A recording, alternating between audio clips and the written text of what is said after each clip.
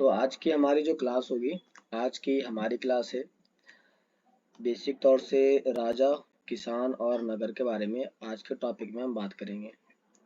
इस टॉपिक में हम कुछ खास चीज़ों को फोकस करेंगे, जैसे कि हम शुरुआत करेंगे यहाँ पर 600 BC से लेकर के 600 AD के बारे में हम बात करेंगे। इसमें आपको पता होना चाहिए कि इस समय हमारे भारत में काफ़ी सारे बदलाव देखने को मिल गए थे। इसमें से जो सबसे पहला पॉइंट आपको क्वेश्चन पूछने की जो संभावना होती है वो यहाँ से आता है कि इस दौरान मतलब कि भारत के 600 BC के टाइम में और 600 AD के बीच में क्या क्या इसमें हुए थे। तो सबसे पहला जो पॉइंट आ सकता है वो ये है कि इसमें सिंधु नदी, इंडस रिवर और इसके जो ट्रिब्यूटरीज थी उनके आसपास ऋग्वेद को लिखने का काम किया गया था। तो ऋग्वेद को कहाँ पे लिखा गया था? इंडस रिवर के आसपास, उसके ट्रिब्यूटरीज के आसपास लिखने का काम किया गया था। नॉर्थ इंडिया, साउथ के दक्कन का पठार जिसे डेक्कन प्लेटू कहते हैं, और कर्नाटक के इलाकों में, इन सभी क्षेत्रों में पहली बार खेती का विकास होता है। खेती मतलब खेती का जानकारी हमें तो सबसे पहली बार भारत में जो मिलती है वो मिल जाती है 600 BC से लेकर के 600 AD के बीच में ही हमें मिल जाती है। इसी समय हमारे दक्कन प्लेटू के इलाके में और साउथ इंडिया के क्षेत्रों में कई सारे क्षेत्र ऐसे थे जहां पर चरवाहा मतलब एनिमल हस्बेंड्री का भी काम चालू किया गया था। एनिमल हस्बेंड्री, इन सभी चीजों की जानकारी भारत के मिडिल पार्ट, साउथ पार्ट से देखने को बड़ी मात्रा में मिल जाती है। यहाँ पर एक जानकारी और भी मिलती है जिसे हम कहते हैं सब। जब लोग मर जाते हैं तो उनका जो अंतिम संस्कार किया जाता है, उनके अंतिम संस्कार करने के भी नए तरीकों के बारे में जानकारी मिलती है। ये जानकारी भारत के मिडिल पार्ट से और साउथ वाले इंडिया से मिल जाती है, जो हमें लगभग फर्स्ट BC से मिलती है। फर्स्ट BC मतलब हमारे जानकारी फर्स्ट BCE के समय में मिल जाती है, और ये काफी लंबे समय तक हमें जानकारी देखने को मिलती रहती है। यहाँ पर जो लोग मरते थे उनको दफनाने के लिए महापाषाण, मेगालिथिक, तुमने एक बात पूछी थी मिताली, मेगालिथिक का मतलब क्या होता है? तो मतलब बड़े बड़े पत्थरों के टुकड़े से उन्हें दफनाने का काम किया गया था। और दफनाने के साथ साथ इसी समय भारत के साउथ वाले पार्ट में, नॉर्थ वाले पार्ट में, मिडिल वाले पार्ट में आयरन के कई सारे टूल्स का भी इस्तेमाल किया गया। टूल्स का इस्तेमाल किया गया और वेपन्स का इस्तेमाल किया गया, जो इस समय यहाँ के लोगों के बारे में बताता है और कहता है कि यहाँ के लोग शायद पहले के टाइम में लोहे के हथियारों का इस्तेमाल किया करते होंगे, अर्थात लोहे के बारे में इनको जानकारी पहले से प्राप्त होगी। इसी प्रकार से आगे बढ़ते हैं तो कहता है कि ईसा पूर्व 6th BC के टाइम में सोसाइटी में कुछ नए नए परिवर्तनों के प्रमाण अर्थात एविडेंस देखने को मिल जाते हैं। तो 6 BC के टाइम में हमें यहाँ पर और क्या क्या जानकारियां मिलती है? पहले मिलता है हमें यहाँ पर अर्ली स्टेट का डेवलपमेंट मिलता है, एम्पायर का डेवलपमेंट मिलता है और कई सारे प्रिंसली स्टेट के डेवलपमेंट की जानकारी मिल जाती है। तो हमें यहाँ पर 3 प्रकार के चीजों की जानकारी मिलती है। कब मिलती है? तो 6th BC से लेकर के 6th AD के टाइम के बीच में मिल जाती है, जिसमें हमारे पास सबसे पहला स्टेट है, दूसरा एम्पायर है और तीसरा प्रिंसली स्टेट। इनकी जानकारी हमें यहाँ से मिल जाती है। यहाँ पर जब ये लोग इकट्ठा होना चालू हुए, इन लोग का डेवलपमेंट होना चालू हुआ, तो इन लोगों ने अपने आप को सरवाइव करने के लिए एग्रीकल्चर के माध्यम से प्रोडक्शन को ऑर्गेनाइज करना चालू कर दिया। तो इन्हीं के माध्यम से हमें एग्रीकल्चर की जानकारी भी मिल जाती। हमने ऊपर देखा था कि हमें यहाँ पे कई सारे क्षेत्रों में बड़ी मात्रा में खेती की जानकारी भी मिलती है। मतलब यहाँ के लोग खेती बाड़ी करना जानते थे और उनको इनके बारे में विस्तार से जानकारियों के बारे में साक्ष्य मिल जाते हैं। क्लास थोड़ा सा और आगे बढ़ते हैं तो यहाँ पे कहता है इतिहासकार इस प्रकार के विकास का आकलन करने के लिए अभिलेखों का, ग्रंथों का, सिक्कों का, चित्रों का, इन सभी स्रोतों का अध्ययन करते थे, एविडेंस का इकट्ठा करते थे।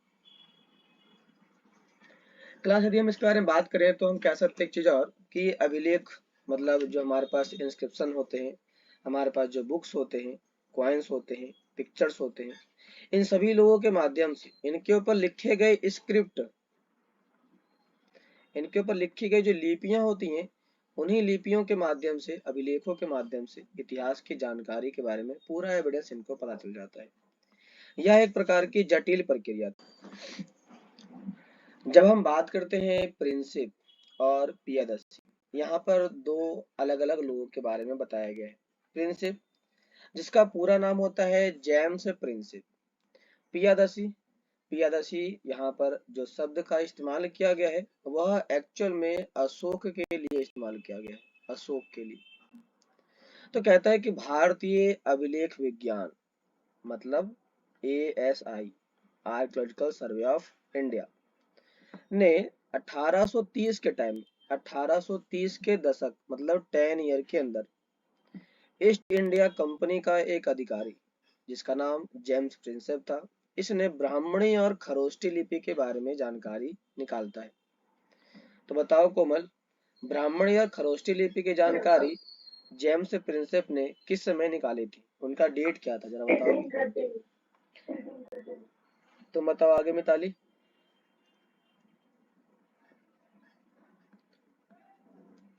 मिताली बताओ। जेम्स प्रिंसेप ने ब्राह्मणी और खरोष्टी लिपि की जानकारी या उनका अर्थ कब निकालता है? 1838 में निकालता है। ठीक है, 1838। चलिए, यदि मैं आपको इसके बारे में और भी एविडेंस देता हूँ, थोड़ा नीचे की ओर चलते हैं।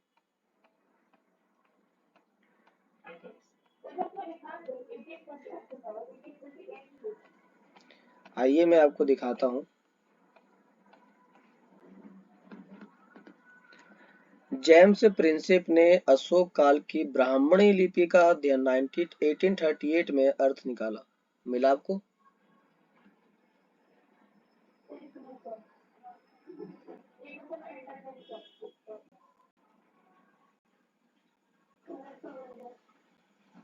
मिताली तुम्हें मिला? और देखो, इनके अर्थ को निकालने के लिए उसने कुछ चीजों की सहायता ली थी।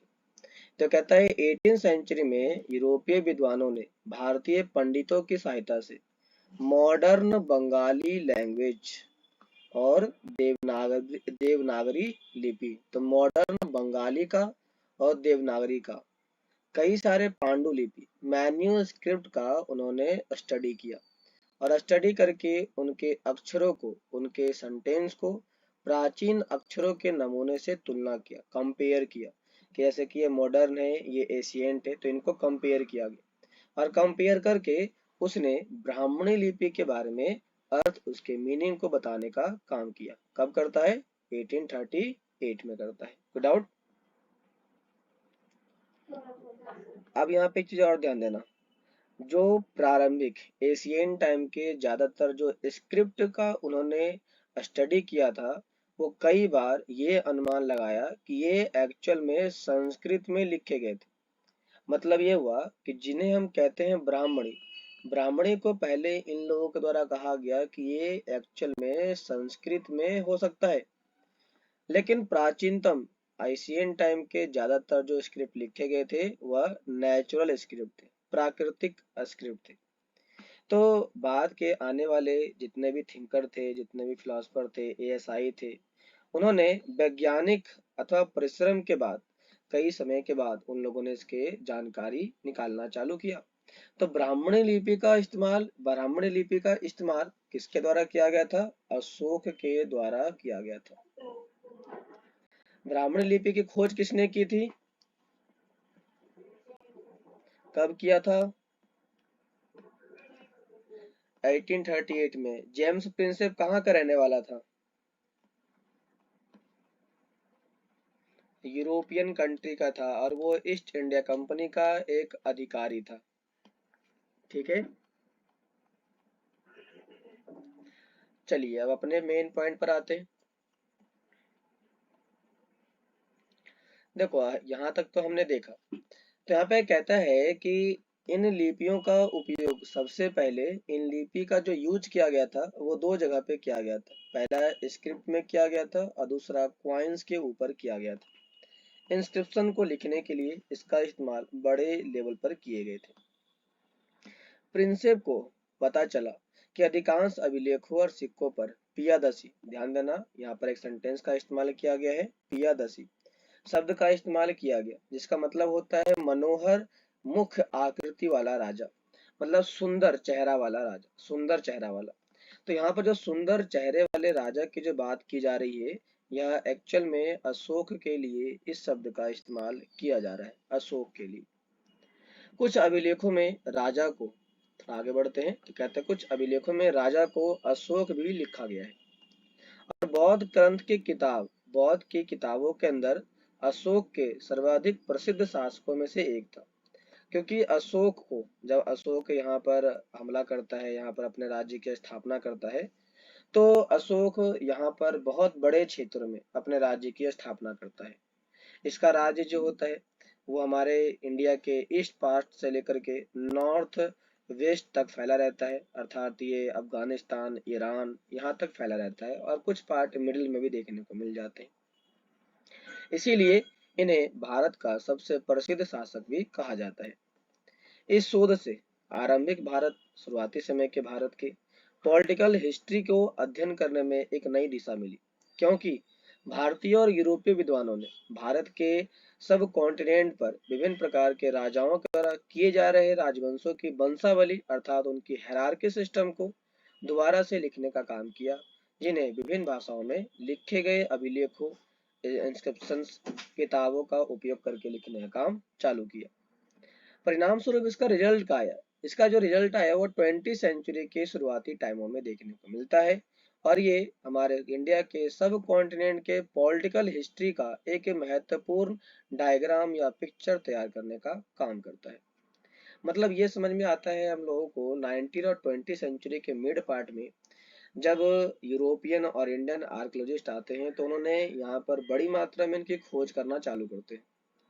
जब वो खोज करते हैं तो खोज करने के दौरान इन्हें यहाँ पर जो चीजें पाई जाती है, इतिहास की जानकारी मिलती है।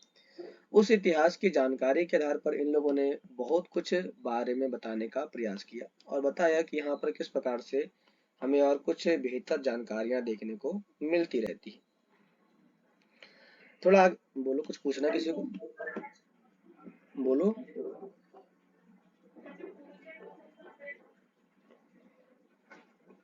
पुनर्रचना?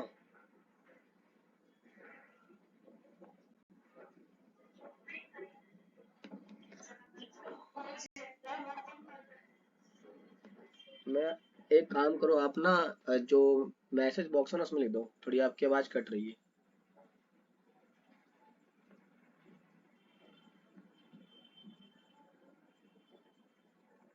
तो हम यहाँ पे कह सकते हैं क्लास, आगे बढ़ते हैं इसके बाद। तो हमारा नेक्स्ट पॉइंट आता है प्रिंसिप और पियादर्शी। तो क्लास आप पहले मुझे बताइए